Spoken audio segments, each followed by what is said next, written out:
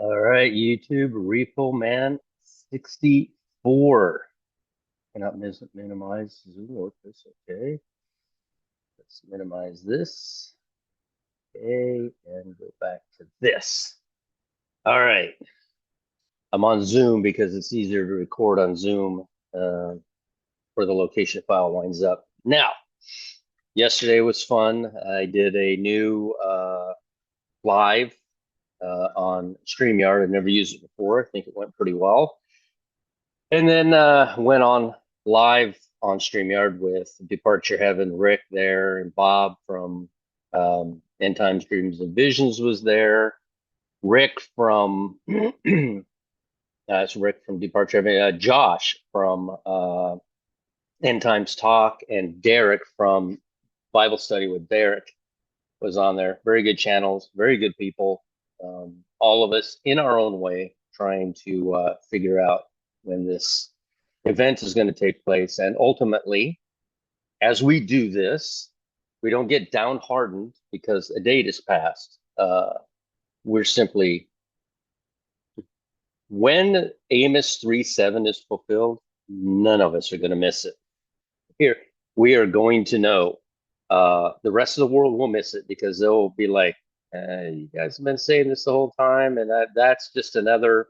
But we won't. We'll know that God, my sheep hear my voice. We are going to know when Jesus tells us that the day is upon us. So that will be a day where all of us will run in here and say, look at this. This is it. Maybe it's a day that we never dreamed of, a day that doesn't line up on anybody's timeline. It is an appointed day, and it is a day that was set aside from before the foundations of the world. It was a day that God chose. He's not waiting for the last person to become saved, although he knows when that last person is. He's set this date, and for so long and for so many teachings that I've heard is that if you're not raptured, you're going to hell. And that is simply not biblical. And I'll show you that here in a moment. The rapture is for a select group of people that God has chosen that will represent what we call the bride, the sons of God. There's several names for it. But then after that, and the reason we do all this, honestly, it's not for us. It's for the tribulation saints. And those people are going to be clamoring to figure out what happened and when their time will be. And we see that in Revelation, that a great multitude that no man can count shows up in heaven. And people conflate these two stories together, trying to say that it's just a continuation of the original story, and it is not. First Thessalonians and Second Thessalonians is not the same group of people. Revelation 5 and Revelation, I think it's 7, I'll show you in a moment. It's not the same group of people. Two completely separate groups of people. Now, they both wind up in heaven. One of them will be kings and priests, and the other one, they will be priests. They will be servants in heaven, and totally happy. I can tell you right now, I can go out to a farm right now where a farmer has just worked himself to the bone. Truck drivers, the hardworking people of this world, have just worked themselves to the bone, and they would dream about a time where they will not get tired. The sun won't beat down on them. They won't be thirsty or hungry, and they can do the work that they always dreamt of doing. There won't be any thistles growing up amongst their plants. They will be so happy doing this. I can promise you that if you offer these people Trump's position, Elon Musk's position, they would be out of sorts. They would not be happy with that. So these people, called tribulation saints, is not that they failed at something. It is that that is what they look forward to. I don't want to speak for them, but I can in the essence of there are people who would just not be happy having billions of dollars and just free. They want to be doing something for other people. And a farmer is an amazing human being in that, against all odds, even our own government, who needs to feed the world, restricts them from doing what they need to do to feed the whole world. They're up against insurmountable odds to do what it is that they love, and they are servants to the world. I'm not saying that farmers are tribulation saints, not even close to saying that. So don't put that in the comments. What I am saying that there are people who enjoy that side of life, and that's fantastic. And heaven needs you. You are the completion of the body. You are a great multitude. They outnumber the bride 100 to 1, and at no point, at no point when we get to heaven and the body shows up and they're the servants and the workers and they do all of the things that they absolutely love and want to do for all eternity. At no point will a bride say, if you would have just listened, you wouldn't have had to go through the tribulation. That simply is not going to happen. We will be complete at that point. My family unit is complete with everyone that is in it. I cannot part with any one of the people in my family unit. We all hold a different um, we all hold a different position in the family unit. We all work together as a family unit, and we all work towards a common goal. If one of us decides to step out of that and do harm to the family unit, we all start talking to them and say, hey, what are you doing? Same thing with what we're doing here. We are not here to convert a tribulation saint. You can pick them out without picking them out. You can recognize what they're saying and what they're doing without stating that they have failed at something. They are tribulation saints. They are wonderful. They are a great multitude. They are going to heaven. And so they will be respected, and they will be, we don't try to convert them. What did the Bible tell us that we're concerned about? That concern is hell. Hell was not created for mankind, not even a little bit. The only way a human can withstand hell is if they also get a body that is indestructible. They will feel pain. They will not be in the presence of God. They will have chosen absolutely abundantly clear that they want to go to hell, and they refuse to follow Jesus, his teaching, everything that he did for them. They have and will refuse that free gift that is offered to every human being on this planet. The concept of predestination states that God allowed people to be born that are going to go to hell, and he simply didn't. He knows the end from the beginning. If he didn't, he wouldn't be God. We wouldn't worship somebody who doesn't know the outcome of everything that's going on. We simply wouldn't. So we can't, in our finite minds, waste time trying to figure out what that predestination means, aside from stating God simply knows everything. We have free will. There's not going to be a single person in heaven that says, oh, I made a mistake. I don't actually want to be here. What was I thinking? That's not going to happen. Everybody that's there will be there of their own free will because they wanted to be. And the tribulation saints, what is the purpose of the tribulation? It is to refine people. It is to refine them. It is to prepare them for heaven. It is to convince them that, hey, this place is going to hell in a handbasket. And I thought I wanted this place, but now look around. There's nuclear bombs dropping everywhere, people killing each other over food. It's just a terrible place. I don't want to be here. There will be a group of people who do want to be there. The Jews will not recognize Jesus until the very end, and they will walk into the millennium. And then at the end of the 1,000 years, the great white throne judgment from all those people who said, nah, I don't want any part of that. I don't want any part of Jesus. I want to go to heaven.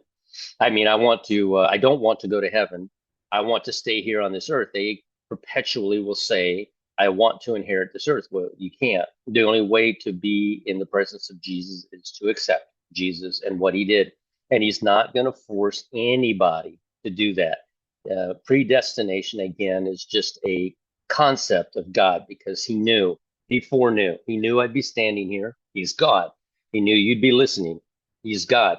He knew that you would say to yourself, you know, whatever it is you say to yourself. I can't even fathom what the millions of people would say to themselves at a certain point in time. But the idea of predestination and the way some people teach it is, no, you were born to go to hell. That's the most ridiculous thing. That is not grace. That is not free will. There's no part of that. All of that goes completely against the Bible, but it must be mentioned in the Bible. And why? God wants you to know that he's sovereign. He knows everything. He sees everything. There's nothing that gets past him. And he knew that you would choose him. And if he had to put a stumbling block in your way throughout your life or some catastrophic event into your life, you lost all your money, you became physically sick, something happened to a family, whatever it was, just to make you stop in your tracks. That's to stop in your tracks. It's not to, it is to, but it is not to make you choose him. It is to make you recognize there's only one way to heaven. There is only one way. There's only one way to be in the presence of Jesus for all three groups, and that's the bride, the tribulation saint, and the Jew. The rest of them will have clearly chosen to go to hell, and I can't fathom that. I can fathom somebody going to the tribulation. I got family that's going into the tribulation. And that's okay because God is going to take care of them. He's going to refine them, and they are going to appear in heaven after washing their robes white. Let me get into the pictures here real quick. Let's see here. I'm sharing the screen.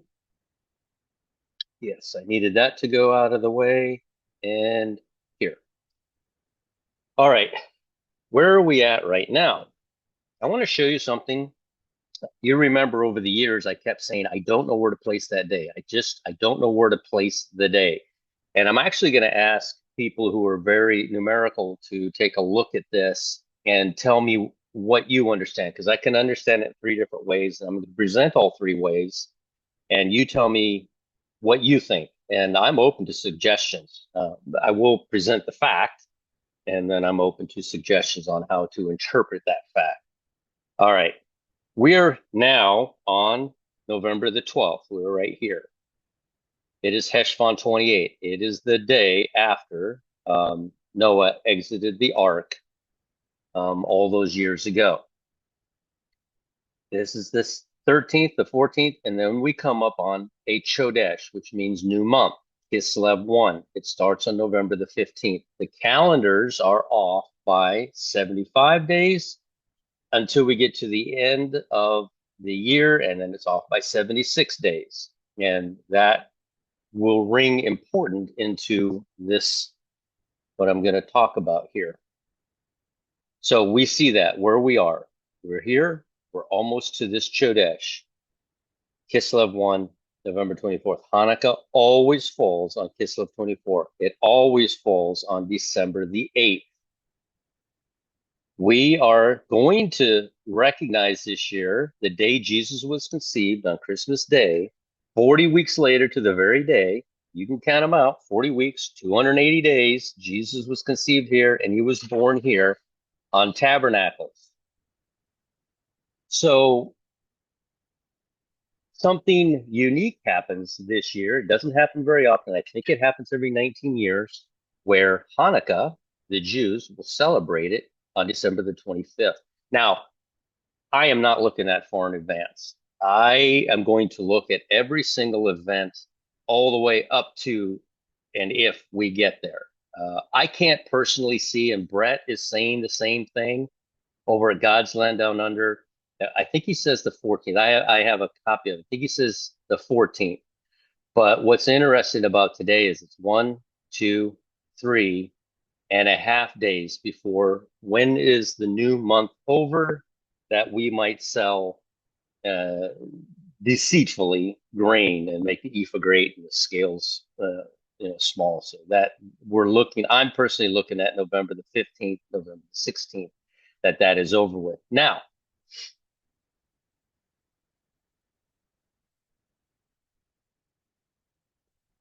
again, this is a touchy subject for flat earthers, and that's fine.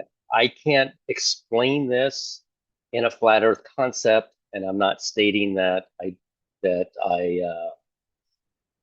completely disagree with you. I don't understand the logic. I haven't investigated it, so therefore I can't make a judgment call on it. I will just go with what I understand. This is a sidereal day. Excuse me. Whoa. There's going to be, once I start sneezing, I don't stop for quite a while. Sorry about that. Now I'm going to have a runny nose. There is,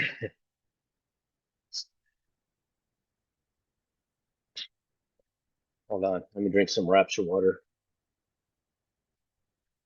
Ah, maybe that'll stop it. Apologize. A sidereal day lasts 23 hours, 56 minutes. Like I've showed you before, you have the Earth here, you have the sun here, and you have a star way out over here. And as the Earth goes around the sun, the point that we choose, Greenwich Mean Time, for example, or solar noon, will always point at the sun. But that only happens every 24 hours. But every 23 hours and 56 minutes, it comes, I can't even do it, comes around and it continues to point at that distant star on the other side of the sun when we begin our year. Therefore, there are 23 hours and 56 minutes in a sidereal day.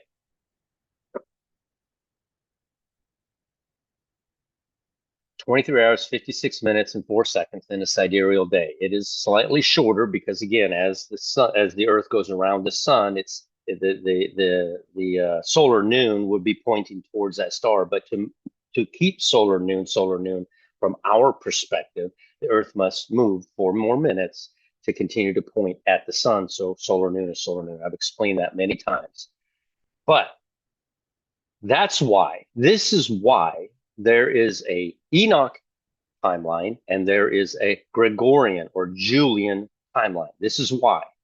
They are both valid. Both of them recognize the Earth actually only spins 364 times in relationship to that distant star and 365 and a quarter times in relationship to our own sun. They are 4 minutes a day off, which adds up to a day. It adds up to doing a day and a quarter technically each year. So what I asked Sister Sandy to do for me was, rather than try to hide a day, excuse me, rather than try to hide a day, what I did was say, look, let's just do this 4 minutes a day. If you're looking at Nissan 1, and if you're looking at the Enoch way to count, there's 364 days in a year. If you're looking at Nissan 1, March 17th would actually be March 17th plus 4 minutes. Or Nissan 1 would actually be March 17th minus 4 minutes. This is where it gets technical. This is where I need mathematical help doing this. 4 minutes a day. This will have 364 days in it. This will have 365 and a quarter days in it. There will be an offset each day of 4 minutes.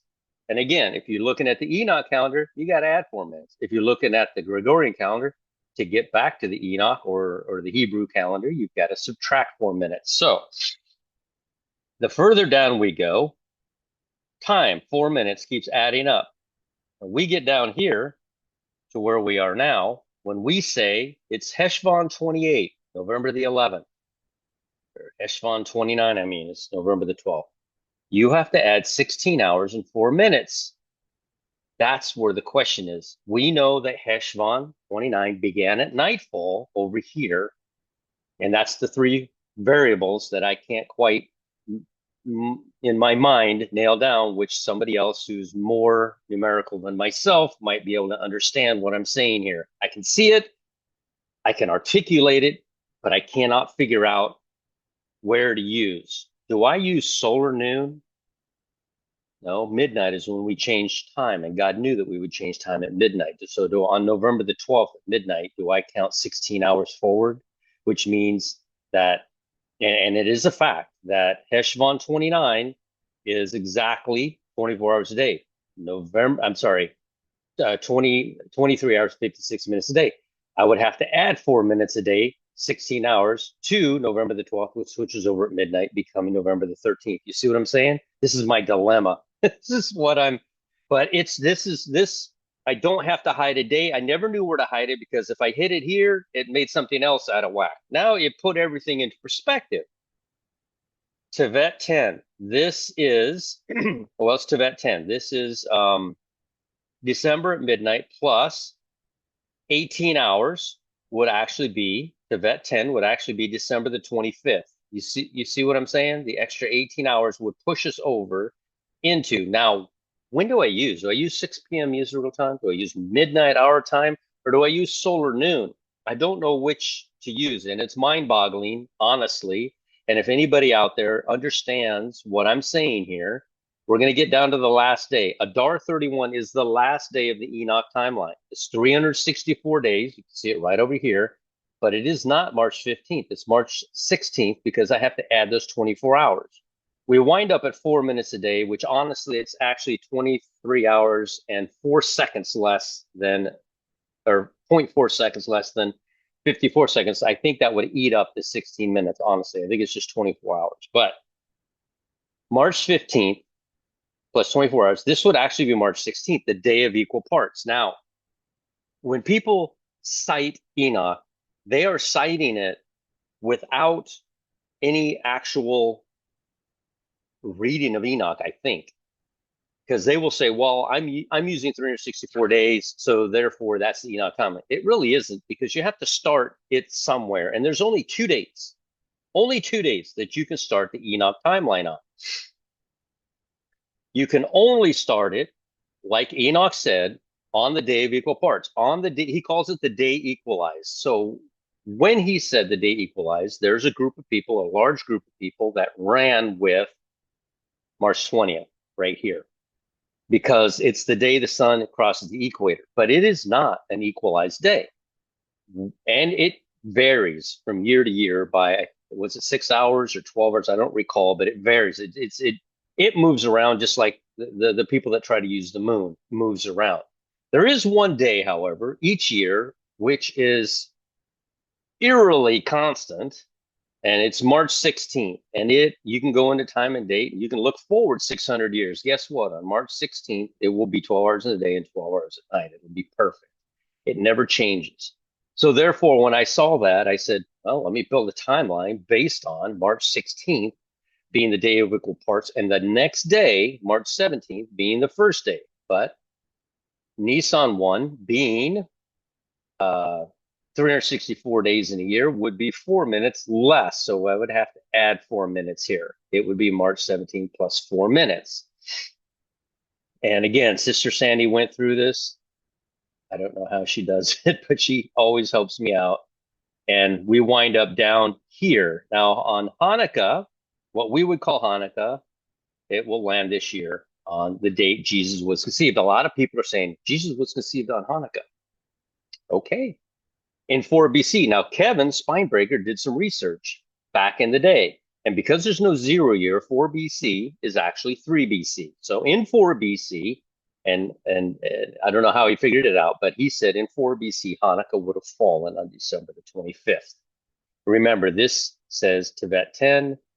It's actually plus 18 hours. It's actually December the 25th because of the offset difference between Enoch and Gregorian or Julian. Same thing. Julian was on, if we went back in time to when Jesus was here, the Julian calendar mimicked or mirrored this Gregorian calendar. It didn't change. It was wrong by a few moments. I don't forget how long, by a few minutes each year. And by the time they reached the year 1582, they had to go in and fix it. I think Gregory should have just repaired it and continued to call it the Julian calendar with those 10 days. But since he fixed it 1582 and another 500 years have gone by, There's another 3 or 4 days off. So they're about 14 days off from the original Julian, which is wrong. It doesn't count correctly, to the Gregorian, which I think should be called the Julian because with a patch fix, honestly. Now, we will have Hanukkah right here on December the 25th. Pretty cool. If anybody is numerical and has time to figure this out, come into Discord and show me some math. If you think this is nuts, that's fine. But there is a blatant fact right in front of us, and that is the sidereal day is 4 minutes less each day than a Gregorian day or a solar day of 24 hours exactly. So, taking that into account, this Hebrew date is a sidereal day. This Gregorian date is a solar day. They are slightly different. And by the time we get down here, these two dates are 18 hours off, 18 hours and 28 minutes off from each other. So I'd be curious if anybody understands what I just said, because I don't. All right. We're waiting for the waves and the seas roaring. That's what we're waiting for. We've also learned, I kept this because it's really important to reiterate it, that when they shall say peace and safety, that's was the big take I got from Trump's election. Not that he's going to fix anything, or I'm looking forward to having more money in my pocket. My 401k is going to go up. No, I was looking for Trump. He's the only one, and he has a track record. That's what's so ironic about Trump, is that we already know what he's going to do. We already know what Trump is capable of and what kind of person. We could say, oh, I'm going to hire this brand new president right here. He says he's going to do this stuff. With Trump, we already know. When he was in there was peace and safety. We even thought perhaps 4 years ago, 5 years ago, the rapture could happen because 7 years ago, because the whole world was at peace and safety. Now that we've actually seen war and what's going on in the world desires peace and safety. And once they say it, how long is that going to take place? I don't know. I've seen him in interviews, several interviews as of late, and he's telling them, y'all need to stop. And it's gone quiet. It's gone eerily quiet. So something tells me that he's going to stop.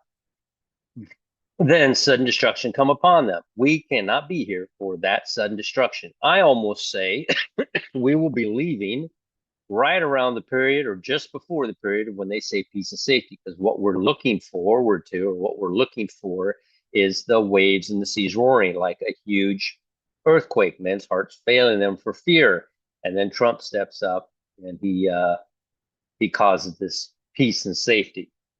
Why? Because God hath not appointed us to wrath, but to obtain salvation by our Lord Jesus Christ, who died for us, that whether we wake or sleep, we should live together with him. Comfort yourselves together and edify one another, even as I also ye do. All right. I want to show you this again. I've done this several times, and people still keep reverting back to Second Thessalonians. I'm going to prove it to you that this here is a rapture verse. First Thessalonians 4 is speaking to the pre-tribulational, alive, raptured church and those dead in Christ as well. That will be caught up together. Then we which were alive and remain shall be caught up. It's unfortunate that they translated it this way. It's raptured. It's harpazo. Together with them in the clouds to meet the Lord in the air, and so shall we ever be with the Lord. Wherefore, comfort one another with these words. It's very comforting to know that you don't have to die if you will shed off all your works and follow Christ alone. Very comforting to know that. It is not comforting to tell somebody that they are going to go through tribulation. Not very comforting at all. All right. Now, Second Thessalonians. This is the verse that a lot of people will dissect, which confuses me. Why are you dissecting this verse? This verse is not speaking to the church. This verse is speaking to the tribulation saints, and it's easy to see. Don't confuse Second Thessalonians with First Thessalonians, the rapture verse. These people will have to die to get into heaven. No living thing will be changed after the rapture. Only the dead will be changed after the rapture, and they will appear in heaven. Now we beseech you, brethren, by the coming of our Lord Jesus Christ and by our gathering. That word is gathering. It is not rapture. And I'll show that to you here in a moment. Together unto him, that ye be not soon shaken in mind or troubled, neither by spirit, nor by word, nor by let. Now, if this bothers you, if this is getting at you right now, you might want to see what's bothering you about this concept that I'm giving you, this interpretation of what I see going on in the Bible. Like so many other of the bride actually see this as well. And if it is, you might want to ask yourself, am I hanging on to something? Do I think that I've contributed to my salvation in some kind of crazy way? And the answer is no, you haven't. It's Jesus and Jesus alone. That ye be not soon shaken in mind or troubled, neither by spirit, nor by word, nor by letter from us, as that the day of Christ is at hand. The day of Christ. This is the gathering of the tribulation saints. Let no man deceive you by any means, for that day shall not come except there come a rapture first, a falling away, a departure first. These people are going to see this departure. They are going to see the man of sin being revealed, the son of perdition. They're going to see this. We don't split this verse in half and say, yes, the gathering, the day of the Christ, and the falling away, that's us. And let's draw a line right here and separate this verse so that we can apply this to us because it's a gathering, it's the day of Christ, it's the great departure. Now, this whole thing is speaking to the tribulation saint. Ours was back in First Thessalonians. We don't split this thing up. Okay. They will see the rapture, the falling away, the departure. You could even say it's a falling away if you want. There won't be a single Christian. If every Christian walked out of church tomorrow, they would notice or recognize a great falling away, right? It depends on your perspective. If you're a tribulation saint, you will know, just like Elijah and Elisha. Elisha knew what happened. Like, why did Elisha drop to his knees and tear his clothes off and scream? And why was he upset? He knew. The entire town kept telling him everywhere he went. He knew this event was going to happen. So why drop to your knees and rip off your clothes and then put on the armor of God, basically the blood of Christ? Why would you do that? It's because he didn't believe. He didn't believe. He thought he had something. And now we see him crossing the water. We see, what is it? Is it 42 kids and 2 she-bears or something to that effect? 42 months of tribulations commence. As soon as he walks across that water, he splits the water, the waves and seas roaring. That might be another application to that. So, falling away and the man of sin be revealed. They're going to see the Antichrist revealed. This verse is not split in half. This entire 2 Thessalonians 2 belongs to a tribulation saint. Ours is back in 1 Thessalonians. They caught up. So, gathering together is G 1997. There is nothing about this word that is a rapture. This is not a rapture. This is an assembling together. This is a great multitude that no man can count. It is a completion of the body of Christ. It is the group that will show up having washed their robes white in the blood of Christ, specifically a Christian meeting for worship, assembling, gathering together. This group here in 2 Thessalonians is not the bride. This is the tribulation saint. Very important. Have you guys ever listened to this guy? Oh my goodness. He is all over the place.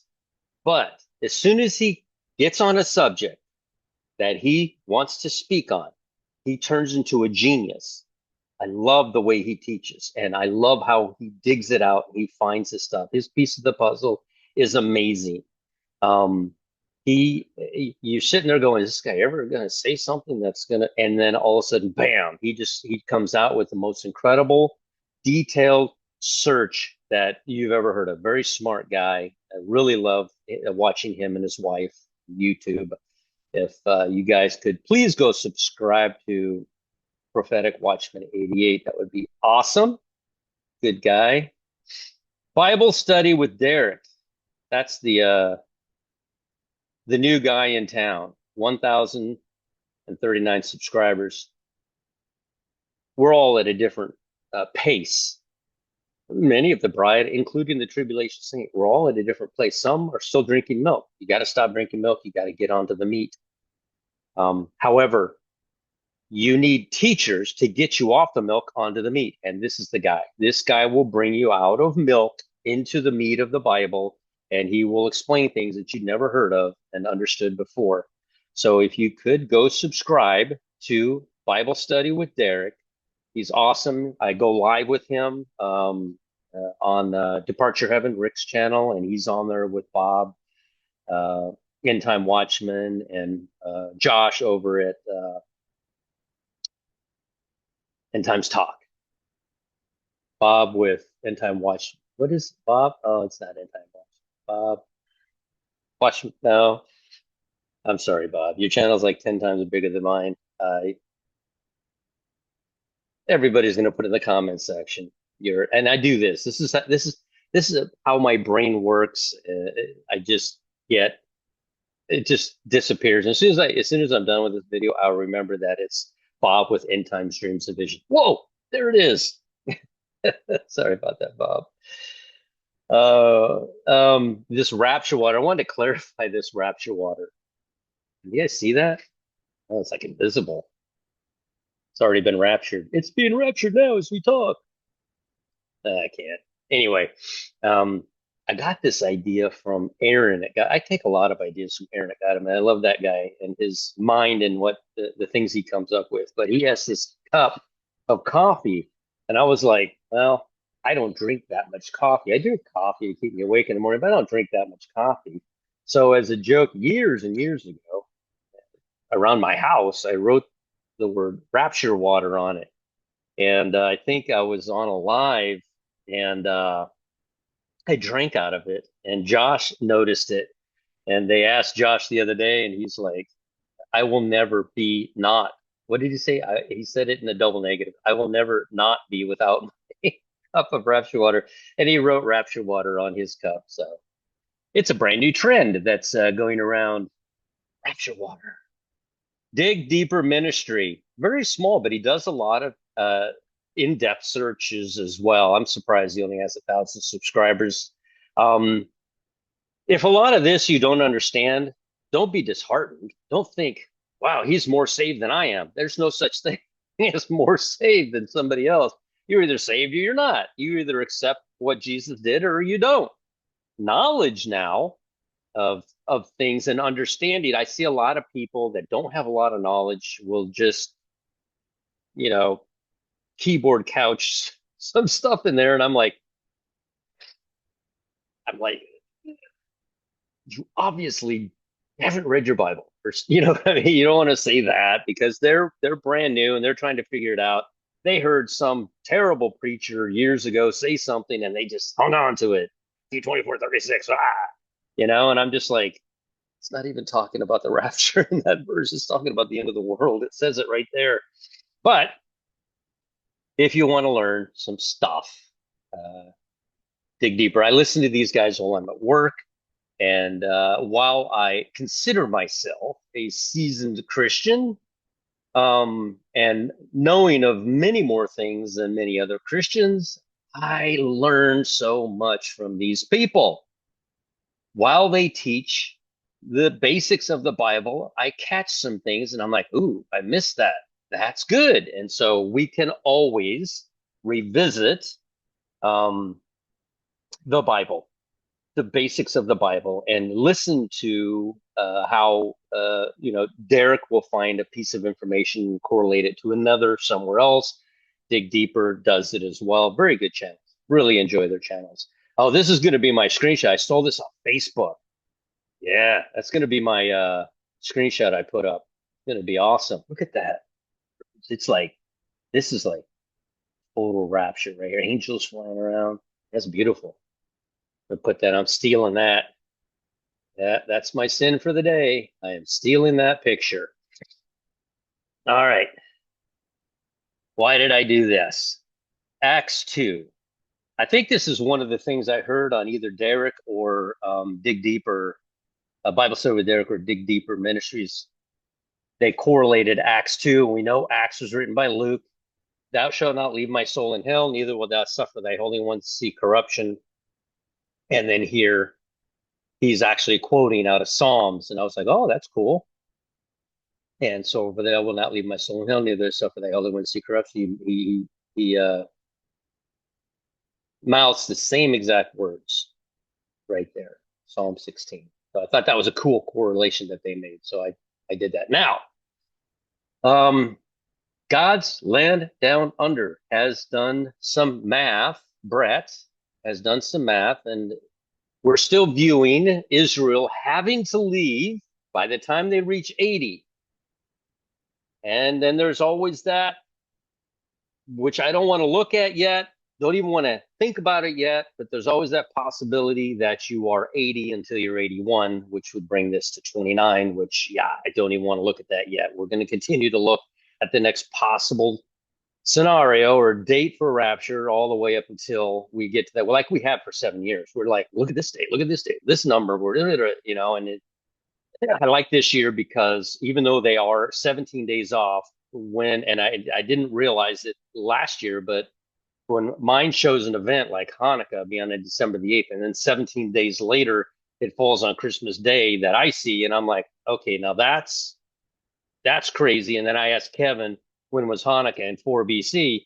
And he says, it looks like it was on December 25th. I'm like, okay, God's a genius, and he's using both calendars. I already knew that. This he went from May 14th.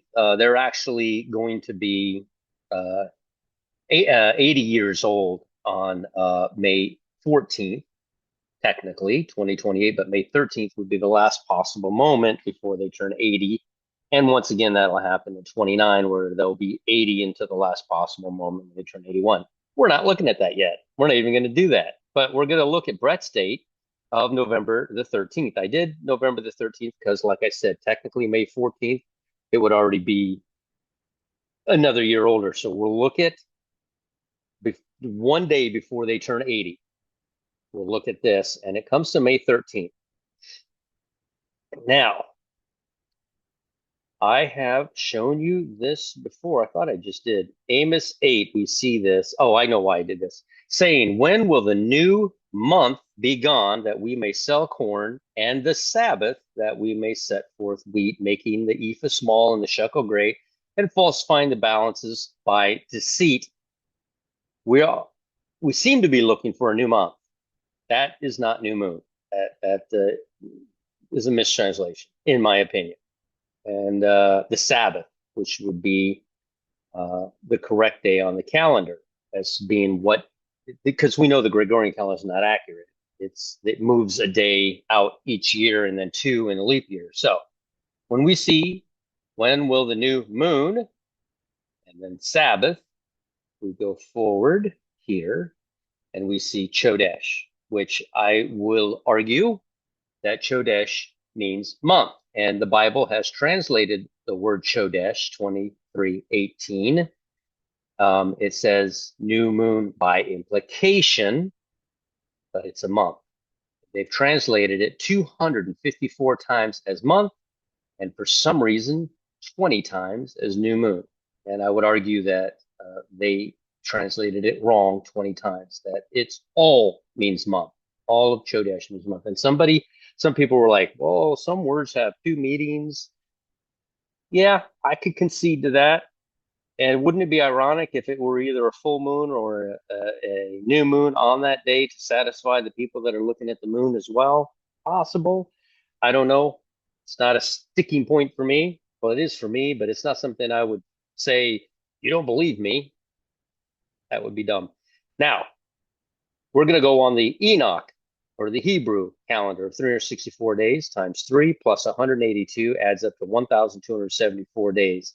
We end up not on November the 13th, 3 days later on November the 16th. If you count from 6 p.m. on the Hebrew or the Enoch 364-day calendar, 6 p.m. it becomes the next day. So same thing. But if you count using the Gregorian calendar, then you would go from midnight. Would this add up to, between these two dates, 84 hours, the amount of time Jesus spent in the grave? That's where I need the mathematician for. This guy, Trevor Woods, made an amazing comment here. I liked it. So I don't typically do this. This is a Brett thing over God's Land Down Under, but I like this comment. Reva Man, look into it. The last place to experience. Oh, so this was a comment I made live, and he came in and he did some work. And he found out that, in fact, at 2 o'clock in the afternoon in Israel, it's the same day around the planet. And on daylight savings time, it would be 3 p.m. So thank you, Trevor Woods, for that mathematical work. I couldn't figure that out. I had heard before that the moment Jesus died on the cross, on that specific day, it was that specific day around the entire planet because of that 1 second that exists between the previous day and the following day. That does happen where everyone at 1 split second is on the same day. And we believe that's somewhere between 2 p.m. and 3 p.m. the time Jesus went to the cross. And I could argue that by the time you get here, let me show you something here. And God said, on purpose, he said at about 3 o'clock, Jesus gave up the ghost, right? I wanted to show you this right here, just real quick, which, again, somebody mathematical would be able to figure this out. Nissan 14, Jesus goes to the cross. Nissan 14 has 23 hours and 56 minutes in it. March 30th is the day Jesus goes to the cross. Plus or minus 56 minutes would bring us to about 2 o'clock. This literally makes up for the difference between a sidereal day and a solar day right here within the cross, based on what I just read you of the time difference between the 2 o'clock and the 3 o'clock in the afternoon. If this were 56 minutes earlier, it would be 2 something in the afternoon, right? Instead of 3 p.m., it'd be 2 something. So it's all written into this into the cross right here. Thought that was incredible, that comment. I was like, oh, it's like written right in there. Let's see, where's he at? 2 p.m., 3 p.m. You see what I'm saying? 56 minutes off. It was about 3 o'clock. Could God have been covering both bases, the sidereal day from his perspective or a solar day from our perspective, covering both of them perfectly? I don't know. All right. That's for somebody much more mathematical than myself. All right. Revelation 5. I want to show you, somebody made a comment and I wanted to address it when we were in live, and people are like, how do you know there's 153 million? I said, I don't know there's exactly 153 million. I only know there's more than 100 million, but less than 200 million people that will be raptured. Thou art worthy to take the book. We're at the point now, we've already received our mansions. We've already had this banquet. We've already got a rod of iron. We've already handed our crowns back to Jesus. And we're at this point, we're standing there and we're watching John appear. And John says, John's gone through this emotional moment because nobody's worthy. And then here comes Jesus. Thou art worthy to take the book and to open the seals thereof. For thou wast slain and has redeemed us to God by the blood out of every kindred, every tongue, every people, and every nation. Listen, the bride is going to come from everywhere. Anybody who's put their sole trust in Jesus, the blood of Christ, and the blood of Christ alone, they're coming from everywhere. I don't like the comment that I hear. Doesn't mean it's maybe accurate, maybe not. We have been blessed as a nation because we have always taken care of the Jews, not perfectly, but up till now, we have always protected the Jewish people. We are the ones that helped them form their nation. God used us for all of that stuff. By virtue of that, many people say that most Christians will come out of the United States. And I don't know about that. I know that China has a huge group of people, and it concerns me saying something like that because they're going to be like, well, my odds of there's no odds involved in this. You either accepted the blood of Christ or you didn't. That's it. It doesn't matter where you're from. You either accepted the blood of Christ or you didn't. And I will not say that America has more Christians in it. Personally, although there might be, because we're a blessed nation for taking care of Israel. Be true. But at the same time, anybody around the world, if you'll just accept what Jesus did for you and state, I'm not getting anywhere except hell without him, you're saved. It's that simple. And has redeemed us to God by the blood out of every kindred and tongue. And I read that, sorry, and has made us under our God kings and priests. This group of people are kings and priests. They are not workers. They are kings and priests. This is the bride. This verse is speaking to the bride. And I beheld. Now remember, there are three different colors of the robe that Jesus was wearing. He was wearing a white robe in the Gospel of Luke. He was wearing a purple robe in both the Gospel of Mark and the Gospel of John. And in the Gospel of Matthew, his robe was red. And the reason it is because he was speaking, or each group was seeing their group. You don't hear me get into an argument with a tribulation saint. No, there's no rapture. We're all going through this together. You can't argue with them. They have found the verses that support that theory. They bought into it wholeheartedly, and they're hanging on to that more than they're hanging on to Jesus. It concerns me about any conversation that we have about the way things are. It concerns me when I hear people say, yay, Trump's back. We're going to fix everything. What? He's not here to fix anything. He's here to cause that phrase to be said, peace of safety. And that's it.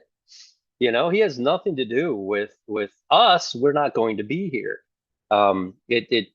Anything that you're hanging on to that becomes more important to you than the blood of Christ, I would even, no, I'm not going to go there. Hang on to Jesus and Jesus alone. Don't grab onto something else and say, well, if you don't believe this, remember when the shot came out? Oh my goodness, you're going to hell because you took that shot. Here we are. Was it 5 years later? It doesn't fit. It has to happen at mid-trib. To say that that is the mark, just to say it means that you're leaning towards being a tribulation saint. Why would you even say it? That mark doesn't come out for 3.5 years after the rapture. To make those kinds of statements is to, and I've heard them. Oh, we're already in the tribulation. No, we're not. No, we're not. That mark's not coming out for 3.5 years after it starts. We can't be here, and we haven't seen this event take place. There's all kinds of people that will cleave onto something, a group that will follow. And why are they doing that? They're doing it because they're tribulation saints. They're the people who go into the millennium, or they're people who pridefully and willfully deceive others, don't want anything to do with anything. They're keyboard warriors that come in here and they cause if we're talking about a subject, they will come in and start they will make a comment to cause everyone to drift off of what the subject is, to focus on what they said. And we have to be smarter than that. And we have to ignore that type of stuff, which I personally am very good at doing. You don't see me getting upset too much about what others say. Um, but you have to watch those people in the comment section. They will bring you into, especially during a live, they will bring you into a conversation. They're keyboard warriors. They are not the bride. They are not interested in focusing on the blood of Christ and what we're teaching. They're more interested in their own personal affairs or their own personal understandings.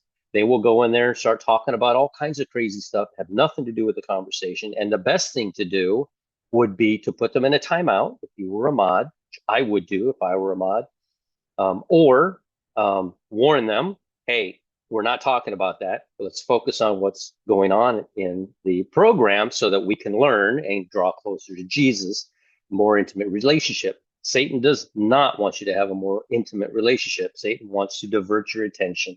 I'm not calling them Satan. I'm telling them they are being used by Satan to do such things. You have to avoid that. And you'll notice in my uh, videos, Spine Breaker is very good at that. He doesn't play around. If you've made a completely out of bounds comment, you're gone. He will delete you and he might actually ban you. And he doesn't play around with it. And I agree with him. We have to keep the subject matter. You can ask questions about anything. That's not a problem. It's when you make statements of fact that just are not fact, you know. So the bride dressed in white, voice of many angels. And I beheld, and I heard the voice of many angels round about the throne. Now, what a lot of people will do at this point is count these people, say, oh, that's angels, voices of many angels. Now, somebody made a video, it was amazing, that the angels, the fallen angels, even though they're fallen, they are in heaven holding positions in office, leadership roles, and they will be cast, but they still follow Satan, and they will be cast out of heaven as we go up and assume those positions. And I've often said, and I still kind of lean that way, but this thought crossed my mind: the voice of many angels round about the throne, and the beast and the elders, and the number of them was 10,000. Everybody asks me this. It's written right here. How many people are going? It's written right here. 10,000 times 10,000 and thousands of thousands. And so 10,000 times 10,000 is 100 million. And the word here is actually in myriads of thousands of thousands. Myriads is missing from the King James translation. It is a lot more than just a few thousand after the 100 million. It's nearly or halfway through, at least halfway through the next 100 million. In other words, if this was 200 million, this would have said 10,000 times 20,000, but it doesn't. It's somewhere between 100 million and 200 million. And then people, knee-jerk reaction, jump to, well, that's including the angels. No, read up here. And hast redeemed us. Were the angels redeemed? No, they weren't. Who's this? If this weren't here, which we've added this stuff, this sentence would continue on as a comma, and I beheld, and I heard the voice of many angels round about the throne, and the beast and the elders, and the number of them was 10,000 times 10,000 and myriads of thousands.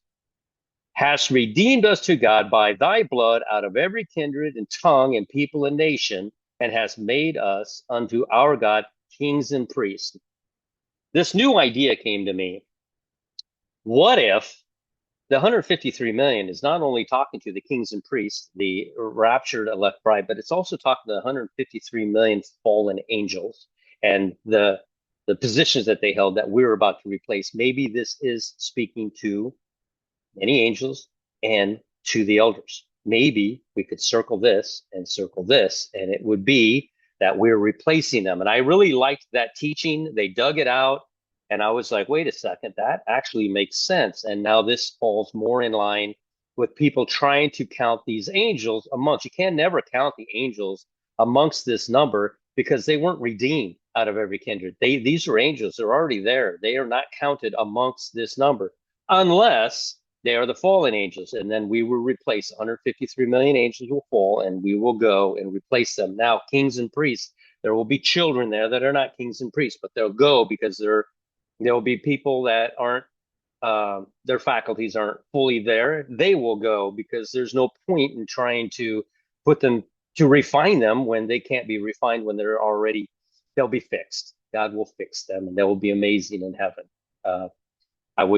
I would say their IQs would be far above most of us just as a reward for having to suffer that here. But it's also a blessing because they won't be able to sin or have it counted against them. So it might have been a blessing, or is a blessing, that somebody is not fully cognizant of what's going on around them. It's probably a huge blessing because no matter what age they are, they don't have an age of accountability. They will simply go to heaven. So I present this to you, that this is either speaking to the elders or it's speaking to angels and elders, and we're replacing the higher positions that these angels currently hold until they are cast out of heaven. Just a thought. Please comment below. Now, the robe for the bride is glistening white, pure white, brilliant white. It's described in Luke. I don't think it is. Does it even speak about a robe? I think it says he was given a robe. I don't think a white robe. Actually, I don't recall the exact. Uh, I don't know if I took a picture of it, but the 144,000 virgin Jewish males were those that were killed for the word of God. There's people running around today thinking they're the 144,000 virgin Jewish males.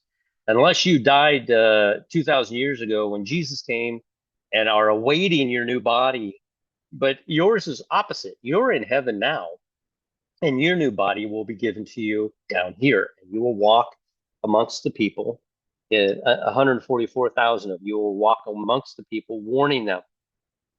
But um, we see that in John, which is written mostly to the 144,000 virgin Jewish males, that the robe was purple. So this group of people has work to do. They are workers. Watch this. They are workers. These are the virgin Jewish males. Watch this. The 144,000 are linked to Mark. In Mark, you will see that that robe that Jesus was wearing was purple. They are linked to the great multitude. The 144,000 are linked to the great multitude because the 144,000 will be the ones warning the great multitude of what's going on and not to receive the mark. And we see that Jesus in Mark was wearing a purple robe, and a great multitude, no man could number, of all nations. There goes that all nations, and people are like, oh, that's the same verse. No, I'm sorry, but this is Revelation 7. The seals are already open. This is not the same verse. This is a great multitude. They outnumber us 100 to 1. We're back here in Revelation 5:11. That's where we were raptured. Here, before John sees Jesus take the scroll. Here is a purple robe. Here is a great multitude. They come out of every tribe, every nation, kindred people, and they were given white robes. That's just where the confusion comes in. That white robe is not brilliant white. That white robe it's Jesus represented it as purple in both the Gospel of Mark and the Gospel of John. And one of the elders answered, saying unto me, what are these which are arrayed in white robes, and whence came they? Where'd they come from? And I said to him, Sir, thou knowest. And he said to me, these are they which came out of great tribulation and have washed their robes and made them white. They did work. The 144,000 have work. That's why their robes are purple in the Gospel of John. The tribulation saints have to do more refining and be warned by the 144,000. That's why their robe is also purple in the Gospel of Mark. Mark and John have purple robes. Matthew has a red robe, and Luke, if I recall, is either a white robe or just a robe. I don't recall, but I don't think there's a color assigned to that robe. Wash their robes, made them white in the blood of the Lamb. Therefore are they before the throne of God. They made it to heaven. They serve him. They will be the farmers. And people are like, when you make the statement as a bride, I said this, and there's no shame in this.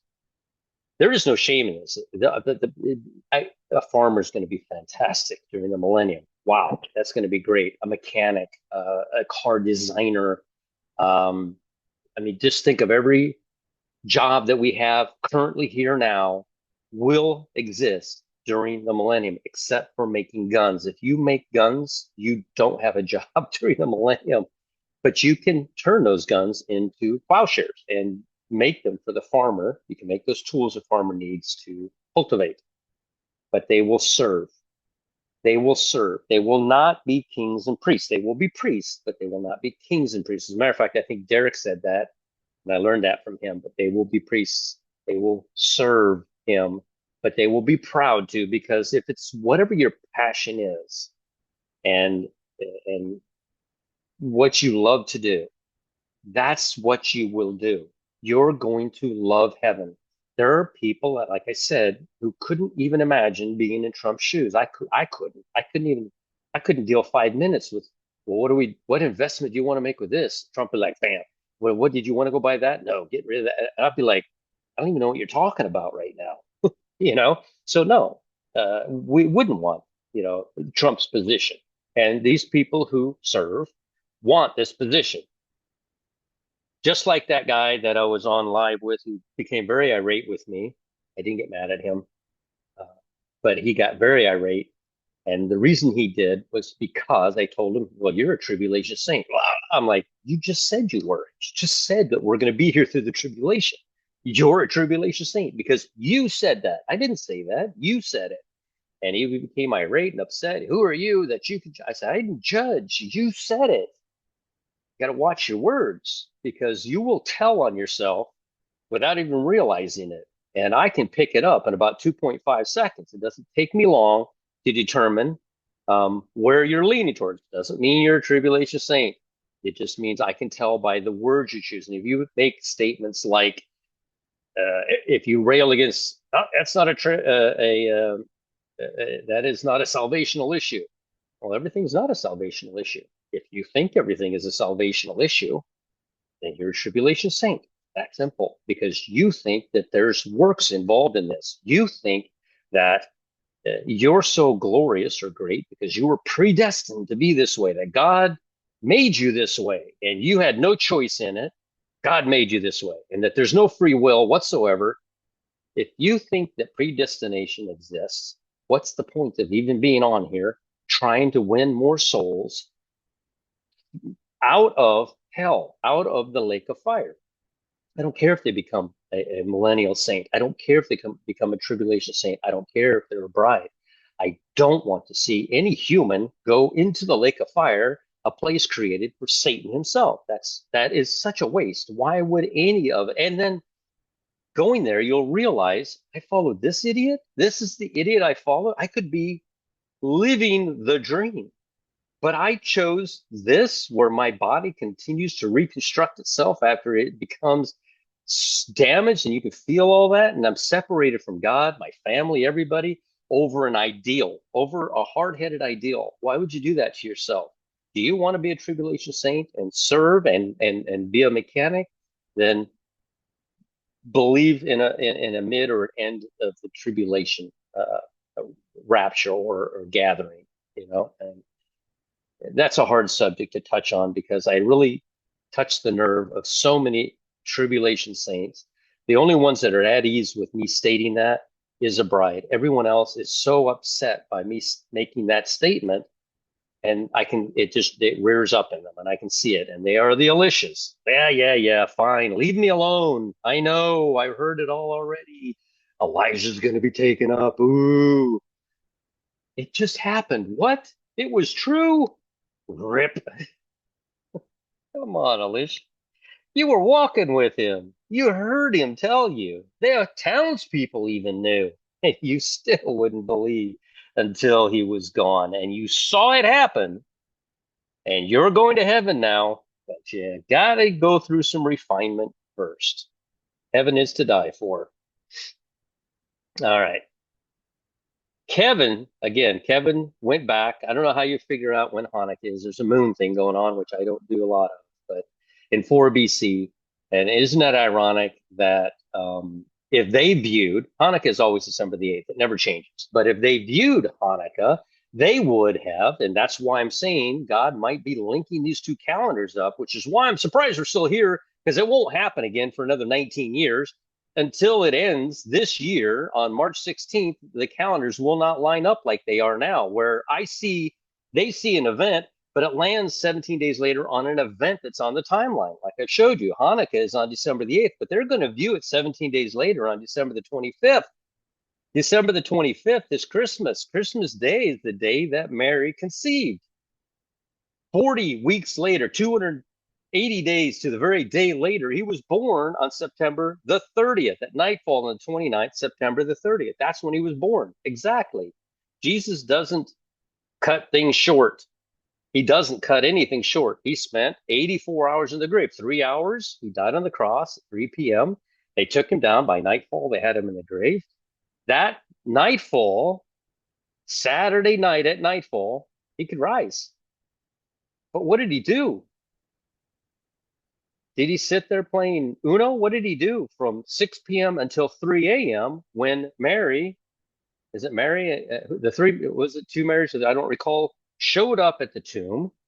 What did he do for those 9 hours? He didn't. He either came out of the grave, and sat there for 9 hours, but it says that after he rose, this many of the bodies of the saints rose with him. Did those bodies rise up out and walk into the city at 6 p.m.? No, it's not what it says. It says that he rose on the first day of the week. I think it was 3 a.m. and the bodies rose. And then that morning, all these people appeared in, on Sunday morning, all these people appeared in the holy city. Same thing here. We find in this year, very unique year, that Hanukkah will land on Christmas. So when many people think that Jesus was conceived on Hanukkah, flash of light, they're right. In 4 BC, actually, that happened. And again, it's 3 BC. There's no 0 year. So this technically, as we view 4 BC, you're thinking of 3 BC. So I think, am I done now? No, there's more. I got that picture today. I was like, pulled my phone out, been in my pocket forever, pulled it out, and I'm like, really, Lord? Seriously? I mean, the 12th, you missed it. And he's like, I didn't miss anything. Wait till you see this. I'm coming soon. And so that's what we're waiting for. We're waiting for our Lord to come take us out of here. And it's going to happen any moment. I hope that was beneficial. And I would love anybody's mathematical skills involved in those 4 minutes a day. God's perspective, remember, he's far away from us, far out. What he sees is the earth spinning 364 times. That's what he sees. And what we see as we realign the planet with solar noon facing our own star, we see 365 in a quarter. So somewhere in there, those 4 minutes a day mean something. And when do they take effect? Do they take effect at solar noon? Do they take effect at midnight like the Gregorian calendar does? Or do they take effect at 6 p.m. When Israel calls it the next day? I don't know. I've been sitting here. If a couple of items had jumped out and said, yes, definitely it's this time, and all this makes sense. Honestly, the one that worked out the best in my mind as I went through and did all that was midnight, just like the Gregorian calendar says, midnight. And then you add those minutes and hours as it accumulates over the year, and you wind up at a specific time. So let me know what you think about that. That was wild. So, all right, go to a quiet place by yourself. Nobody needs to know, and you don't need to tell anybody except the Lord into your heart. Like, comment, share, and subscribe, especially those channels I showed you. Please subscribe to them. They're doing amazing work, and that information needs to be here for the tribulation saints. If you do nothing else, do that for the tribulation saints. It doesn't help me in any kind of way financially. I just do this because my goal is to get as many channels out there for the tribulation saint, resources for them that they're going to need because we love them. They complete the body, and we're going to be desirous and looking forward to them showing up in heaven to complete the body. All right, Repo Man 64. We will chat with you again. I don't even want to say it. We're not going to be here tomorrow. I know it. We'll chat with you again later.